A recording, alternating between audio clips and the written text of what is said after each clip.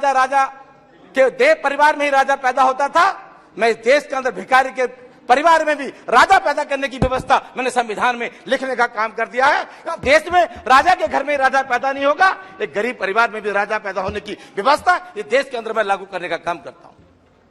कृपाली जी ने कहा कि आपका समाज तो गरीब है, कमजोर है, अशिक्षित है, लाचार है, कमजोर है। हम उनका वोट पैसे के अभाव से लेने का काम करेंगे। हम आपके समाज का वोट उनको डरा कर लेने का काम करेंगे। उनका वोट हम खरीदने का भी काम करेंगे। लेकिन बाबा साहब ने आचार्य कृपलानी जी को एक बात कही, ये बात सही है आपकी कि मेरा समाज गरीब है, कमजोर है, पिछड़ा है, शोषित है, अशिक्षित है, लाचार है। लेकिन एक बात याद है कृपलानी जी, जिस दिन मेरा समाज अपने वोट की कीमत को समझ जाएगा तो तुम्हें भी लाचार बनाने का काम करेगा। कि संविधान कितना भी अच्छा क्यों ना हो, लेकिन उसके मानने वाले लोगों की नियत साफ नहीं है तो संविधान कभी अच्छा नहीं हो सकता। बाबा साहब ने इस संविधान को लिखकर 1950 में जब बाबा साहब संविधान को सौंप कर निकल रहे थे, उस वक्त में कांग्रेस के अध्यक्ष आचार्य कृपलानी हुआ करते थे। तो आचार्य कृपलानी ने कहा कि अम्बेडकर तुम आज बहुत खुश हो। बोला हाँ, आज मैं बहुत खुश हूं क्योंकि मैंने इस देश के अंदर पहले राजा देव परिवार में ही राजा पैदा होता था। मैं इस देश के अंदर भिखारी के परिवार में भी राजा पैदा करने की व्यवस्था मैंने संविधान में लिखने का काम कर दिया है। देश में राजा के घर में राजा पैदा नहीं होगा, एक गरीब परिवार में भी राजा पैदा होने की व्यवस्था इस देश के अंदर मैं लागू करने का काम करता हूं। कृपाली जी ने कहा कि आपका समाज तो गरीब है, कमजोर है, अशिक्षित है, लाचार है, कमजोर है। हम उनका वोट पैसे के अभाव से लेने का काम करेंगे। हम आपके समाज का वोट उनको डरा कर लेने का काम करेंगे। उनका वोट हम खरीदने का भी काम करेंगे। लेकिन बाबा साहब ने आचार्य कृपलानी जी को एक बात कही, ये बात सही है आपकी कि मेरा समाज गरीब है, कमजोर है, पिछड़ा है, शोषित है, अशिक्षित है, लाचार है। लेकिन एक बात याद है कृपलानी जी, जिस दिन मेरा समाज अपने वोट की कीमत को समझ जाएगा तो तुम्हें भी लाचार बनाने का काम करेगा। और साथ ही जब आप उनका समाज ने वोट का महत्व समझा, अब वोट का महत्व समझने के बाद 1952 में जो पहला चुनाव हुआ, इस देश में जिस व्यक्ति ने देश का संविधान लिखा हो, देश में गैर बराबरी की व्यवस्था को खत्म किया हो, इस देश में समतामूलक समाज की स्थापना की हो, इस देश के अंदर भाईचारा कायम किया हो, इस देश में सभी को बराबरी का हक दिया हो, इस देश में राजा की वोट की कीमत एक तो भिखारी के वोट की कीमत भी एक करने का काम किया हो, ऐसे व्यक्ति को जब चुनाव में गए तो उस वक्त में कांग्रेस में जवाहरलाल नेहरू जी की हवा थी, उनका संदेश था पूरे देश में। लेकिन बड़े दुख की बात है कि ऐसे नेता को हराने के लिए जवाहरलाल नेहरू जी ने उनका विरोध करके और उनके पीए कजरोलकर को चुनाव जिताकर बाबा साहब को चुनाव हराने का काम किया।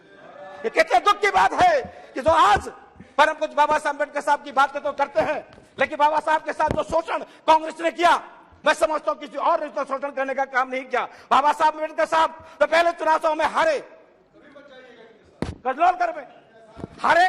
तो मैं बधाई देना चाहता हूं उस मुस्लिम समाज के उस व्यक्ति को जो बंगाल से चुनाव जीत कर आए थे। खलीकुज्जुमा साहब चुनाव जीत कर आए थे। खलीकुज्जुमा साहब ने इस्तीफा दिया और इस्तीफा देने के बाद बाबा साहब को चुनाव जिताकर संविधान भेजने का लोकसभा में काम किया और बाबा साहब फिर उसके बाद यहाँ कानून मंत्री बने। लेकिन सरकार में रिमोट किसके हाथ में था? आज इधर के लोग बड़े रिमोट की बात करते हैं, लेकिन उस वक्त भी रिमोट किसके हाथ में था? कानून मंत्री थे। बाबा साहब चाहते थे देश के अंदर कि अगर पुरुष को प्रधान देश माना जाता है देश, पुरुषों को अधिकार हो तो महिलाओं को भी पूर्ण अधिकार इस देश के अंदर मिलना चाहिए। ये बाबा साहब इस देश के अंदर हिंदू कोड भी लेकर आए और हिंदू कोड भी लाकर देश में उन्होंने व्यवस्था दी कि इस देश के अंदर महिला चपरासी बनेगी तो इस देश के अंदर महिला अधिकारी बनने का भी काम करेगी। इस देश में महिला प्रधान बनेगी तो देश के प्रधानमंत्री भी एक महिला बनेगी। ऐसी व्यवस्था परम कुछ बाबा साहब अम्बेडकर साहब ने हिंदू कोड बिल में व्यवस्था देने का काम किया था। लेकिन दुर्भाग्य है उस वक्त की सरकार ने बाबा साहब को इतना परेशान करने का काम किया, उन्होंने अंत में आकर कानून मंत्री से इस्तीफा कांग्रेस को देने का काम किया। दुर्भाग्य की बात है। लेकिन साथियों, उसके बाद बहुजन समाज पार्टी के राष्ट्रीय अध्यक्ष इस देश में बाबा साहब ने आर्टिकल 340 में पिछड़े को 27% का आरक्षण दिया। 341 और 342 में SC ST को 15%, 7.5% का आरक्षण देने की बात कही। 1952 में सरकार बनी, बाबा साहब ने अनुसूचित जाति अनुसूचित जनजाति के लोगों के लिए तो आरक्षण देने की व्यवस्था कर दी। जब उन्होंने पिछड़ों की बात कही तो कांग्रेस ने कमीशन काका कालेकर के नाम से कमीशन बनाने का काम करती है। आरक्षण देने की बात नहीं करी, तो 27% आरक्षण मिलना चाहिए था, काका कालेकर की कमीशन बनाने का काम कर दिया। उसके बाद मंडल कमीशन को बनाने का काम। लेकिन 1989 में देश में फिर लोकसभा का 9वीं लोकसभा का चुनाव हुआ। उसमें बहुजन समाज पार्टी के राष्ट्रीय अध्यक्ष आदरणीय बहन कुमारी माइती जी, जिस जनपद से मैं चुनकर आया हूं, आदरणीय बहन कुमारी माइती उसी 89 में बहुजन समाज पार्टी की राष्ट्रीय अध्यक्षा लोकसभा 9वीं लोकसभा चुनकर आई। जब 9वीं लोकसभा में चुनकर आई, उस वक्त में बीपी सिंह देश के प्रधानमंत्री बनने वाले थे, लेकिन उनके पास 3 वोटों की कमी पड़ रही थी, 3 सांसदों की कमी थी। माननीय काशीराम साहब से, बहन कुमारी माइती से आदरणीय बीपी सिंह जी मिले।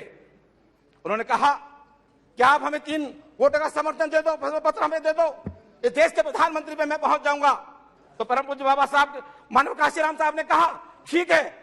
बोले इसके बदले कोई मंत्री ले लो, मंत्री पद ले लो। बोले मुझे मंत्री पद नहीं चाहिए, मैं चाहता हूं इस देश में मेरी 3 मांगे, अगर इस बात अगर आप मांगेंगे तो मैं आपको समर्थन पत्र दे दूंगा।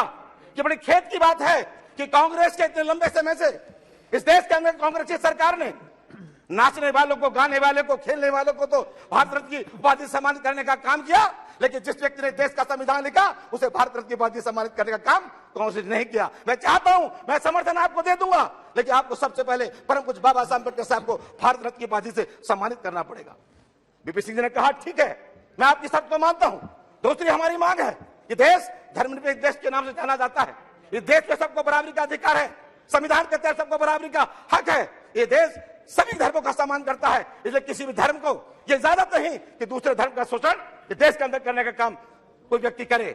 और तीसरी मांग, मानव काशीराम साहब ने कहा कि जो मंडल कमीशन की रिपोर्ट इस देश में अभी तक लागू नहीं हुई, परम पूज्य बाबा साहब अम्बेडकर साहब ने संविधान में 27% का आरक्षण इन पिछड़े समाज के लोगों को दिया है। मैं चाहता हूं देश के अंदर कि मंडल कमीशन की रिपोर्ट लागू हो, और पिछड़े समाज को तो आर्टिकल 340 में ये व्यवस्था दी थी कि 27%, चाहे वो नौकरी में हो, चाहे वो राजनीतिक में हो, उनको हक और अधिकार मिले।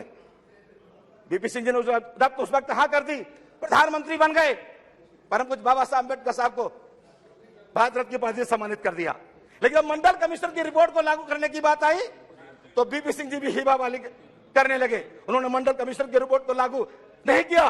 मानव काशीराम साहब ने कहा अगर आप मंडल कमीशन की रिपोर्ट लागू नहीं करोगे तो मैं कोर्ट के भाव पर धरना दूंगा। उन्होंने वोट के भाव पर धरना दिया और कहा बीपी सिंह जी से कि देश हमारा, राष्ट्र हमारा नहीं चलेगा, नहीं चलेगा। ये नारा मानव श्री काशीराम साहब ने देने का काम किया था और कहा था बीपी सिंह जी की सरकार में कि हम वोट से लेंगे पीएम और सीएम और आरक्षण लेंगे एसपीडीएम, ये नारा दिया। और साथ ही बाद में मानव काशीराम साहब ने जब वोट के भाव पर 6 महीने तक धरना चलता रहा, मानव 2 मिनट धरना चला तो बीपी सिंह जी जब कहने लगे कि अगर आपने मंडल कमीशन की रिपोर्ट लागू नहीं की तो मैं आपकी सरकार को गिरा दूंगा। उस वक्त में फिर रात को 12 बजे देवीलाल जी उस वक्त प्रधानमंत्री हुआ करते थे, वो प्रधानमंत्री हुआ करते, उनसे मिले मानव काशीराम साहब कि आप चिंता ना करें, आप मंडल कमीशन की रिपोर्ट की मेरी वकालत करो, मैं आपको अगला देश का प्रधानमंत्री देखना चाहता हूं। वहां से मानव काशीराम साहब की तरफ को देखकर बोले तुम्हारे पास 3 तो सांसद हैं, तुम मुझे देश का प्रधानमंत्री कैसे बना दोगे? बोले मैं ऐसे बना दूंगा कि मैं 5.5% खुद बैठा हूं और 54% की वकालत कर रहा हूं पिछड़ों को वोट का अधिकार, पिछड़ों का आरक्षण को लागू करने के लिए। तब सारे 85% के लोग तुम्हें वोट देंगे, तुम्हें देश का प्रधानमंत्री बनने से कोई रोक नहीं सकता। तब ये बात चली पता बीपी सिंह को। बीपी सिंह ने रात को 12 बजे माननीय प्रधानमंत्री जी ने अपनी कैबिनेट को बुलाया और देश के अंदर 27% का आरक्षण मंडल कमीशन की रिपोर्ट को लागू करने का काम किया। कांग्रेस चाहती इस मंडल कमीशन की रिपोर्ट को, तो आज पिछड़े समाज के लोग तो बात करते हैं कि अगर पिछड़े समाज के लोगों को 27% का आरक्षण, चाहे वो हिंदू हो चाहे हमारे मुस्लिम भाई हो, 27% के आरक्षण की बदौलत तो आज नौकरी और जो पा रहे हैं, तो आज नगर निगम, नगर पालिका, जिला पंचायत अध्यक्ष, जिला पंचायत पे चुनाव जीत कर जा रहे हैं, ये किसी और की बदौलत नहीं, परम पूज्य बाबा साहब अम्बेडकर साहब के आर्टिकल 340 के 27% के आरक्षण की बदौलत ये लोग जीत कर जा रहे हैं। तो मैं चाहते ना कहते मानवर आपसे इतना कहना चाहता हूं, आज 75 साल इस देश की आजादी को हो गए हम लोग। कृपया समाप्त कीजिए। लेकिन दलितों के साथ जो बाबा साहब ने संविधान में व्यवस्था दलितों को दी थी, वो अभी भी वो अपने अधिकार से वंचित है। बड़ा दुर्भाग्य के साथ मैं कहना चाहता हूं कि राजस्थान जहां एक दलित समाज का युवक मुंह से रखना तो रखता है, उसकी हत्या कर दी जाती है। मध्य प्रदेश में दलित के ऊपर पेशाब करने की घटना घटित होती है, पूरे देश में दलितों के ऊपर जो शोषण हो रहा है, तो मैं आपके माध्यम से सरकार से कहना चाहता हूं कि ये देश में अगर आप चाहते हैं कि तरक्की बढ़े तो आप दलितों के शोषण को रोकने का काम करो, दलितों को उनके बराबरी का अधिकार में लाओ और दलितों की लड़ाई को अपनी लड़ाई की लड़ो, वो भी आपके अपने परिवार के हैं। तो मैं आपके माध्यम से इतना कहना चाहूंगा कि 75 साल में आज हम लोग संकल्प लें कि जब नए संसद भवन में हम प्रवेश करें, इस लोकतंत्र के इस मंदिर से, पुराने मंदिर से जाकर नए मंदिर हम जाएं, तो वहां पर सरकार की सोच बदले और पूरे देश में जो दलितों का पूरा अत्याचार हो रहा है वो अत्याचार बंद हो और हर दलित को न्याय मिले। बहुत बहुत धन्यवाद। आपके माध्यम रखना चाहता हूं। आपका बहुत बहुत धन्यवाद।